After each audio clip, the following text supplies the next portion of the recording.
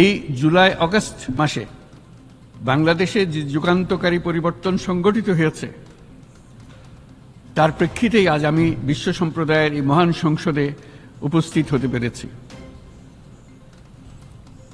আমাদের গণমানুষের, বিশেষ করে তরুণ সমাজের অফুরন্ত শক্তি আমাদের বিদ্যমান রাষ্ট্র কাঠামো ও প্রাতিষ্ঠানিক আয়োজনগুলো আমূল রূপান্তরের এক নতুন সম্ভাবনার দ্বার উন্মোচন করেছে।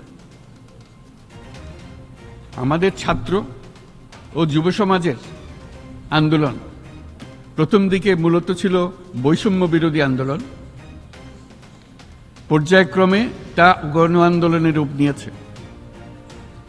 এরপর সারা পৃথিবী অবাক বিস্ময়ে দেখেছে কিভাবে সমগ্র বাংলাদেশের মানুষ একনায়কতন্ত্র, নিপীড়ন, বৈষম্য, অবিচার ও দুর্নীতির বিরুদ্ধে রাজপথ ও সামাজিক যোগাযোগের মাধ্যমে দৃঢ়ভাবে রুখে দাঁড়িয়েছিল।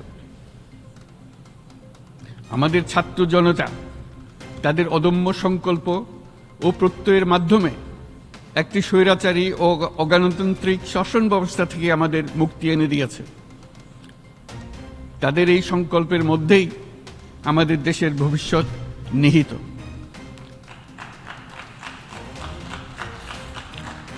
যা এই দেশকে বিশ্ব সম্প্রদায়ের মাঝে একটি দায়িত্বশীল জাতির মর্যাদায় উন্নত করবে বলে আমি বিশ্বাস করি। এই গণ আন্দোলন রাজনৈতিক অধিকার ও উন্নয়নের সুবিধাবঞ্চিত বাংলাদেশের আপামর জনসাধারণকে ঐক্যবদ্ধ করেছে। বাংলাদেশের মানুষ উন্নয়ন কর্মকাণ্ডকে অন্তর্ভুক্তিমূলক অংশীদারিত্ব রূপে দেখতে চেয়েছিল। আমাদের জনগণ একটা ন্যায্য, অন্তর্ভুক্তিমূলক ও কার্যকর গণতন্ত্রের জন্য লড়াই করেছে, যার জন্য আমাদের নতুন প্রজন্ম জীবন উৎসর্গ করেছে।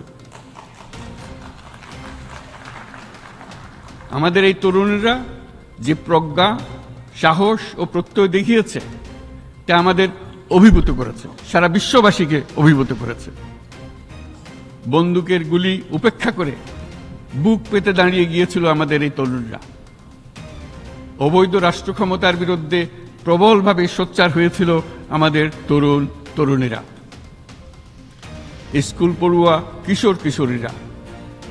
তারা নিঃসঙ্গ চিত্তে উৎসর্গ করেছিল তাদের জীবন। শত শত মানুষ চিরতরে হারিয়েছে তাদের দৃষ্টিশক্তি। আমাদের মায়েরা, দিনমজুররা ও শহরের অগণিত মানুষ তাদের সন্তানদের কাঁধে কাঁধ মিলিয়ে নেমেছিল রাজপথে।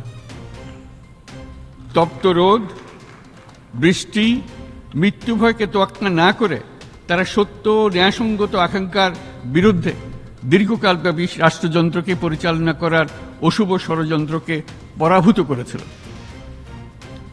জনগণের এই আন্দোলনে আমাদের জানা মতে প্রায় 800-এরও বেশি জীবন আমরা হারিয়েছি স্বৈরাচারী শক্তির হাতে। উদারনীতি, বহুত্ববাদ ও ধর্মনিরপেক্ষতার উপর মানুষের গভীর বিশ্বাস থেকেই বাংলাদেশ রাষ্ট্রের অভ্যুদয় হয়েছিল। 1971 সালে যে মূল্যবোধকে বুকে ধারণ করে আমাদের গণমানুষ যুদ্ধ করেছিল, সেই মূল্যবোধকে বহু বছর পরে আবার জেনারেশন জি, যে প্রজন্ম জি, নতুনভাবে আমাদেরকে দেখতে শিখিয়েছে। এরকমটি আমরা দেখেছিলাম 1952 সালের ভাষা আন্দোলনে, বাংলাকে মাতৃভাষা হিসেবে প্রতিষ্ঠার সময়। বাংলাদেশের এই অভ্যুত্থান আগামী দিনগুলোতে বিশ্বের বিভিন্ন প্রান্তে মানুষকে মুক্তি ও ন্যায় বিচারের পক্ষে দাঁড়াতে প্রেরণা যোগাবে। আমাদের মুক্তি ও গণতান্ত্রিক আকাঙ্ক্ষাকে বাস্তবে রূপ দিতে আমি তাই আজ বিশ্ব সম্প্রদায়কে আমাদের নতুন বাংলাদেশের সঙ্গে সম্পৃক্ত হওয়ার উদাত্ত আহ্বান জানাচ্ছি।